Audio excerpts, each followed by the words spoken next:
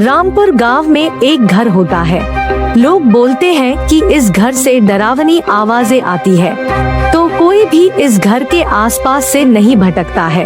अब एक दिन राज नाम का एक लड़का इस घर में किराएदार बन के रहने के लिए आता है और इस घर में रहने लगता है।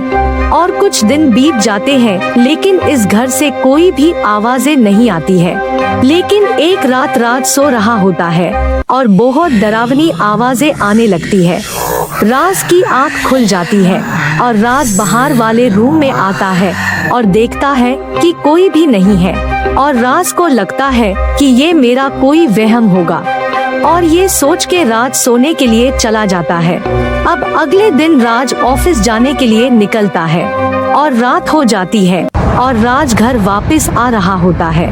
और राज खाना खाने के बाद सोने के लिए जाता है और रात को सो रहा होता है, लेकिन रात को फिर से डरावनी आवाजें आ रही होती है।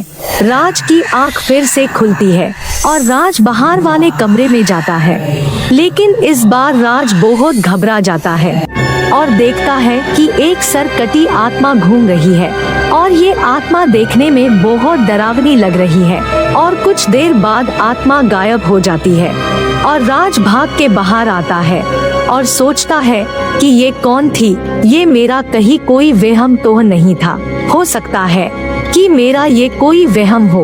और राज बहुत परेशान होता है। अगले दिन राज फिर से ऑफिस जाता है और रात हो जाती है और राज घर वापस आ रहा होता है।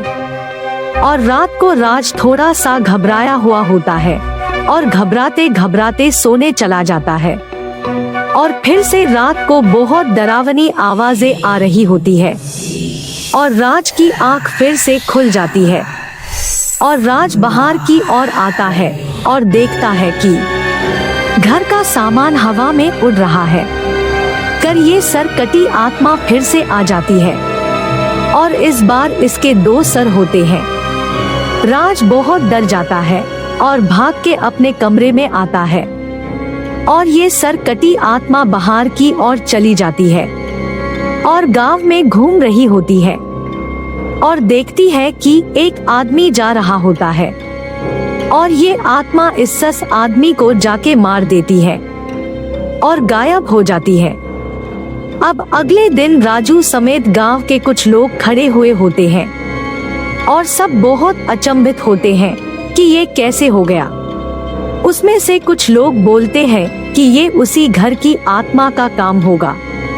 अब राज बोलता है, कौन सा घर और कौन सी आत्मा?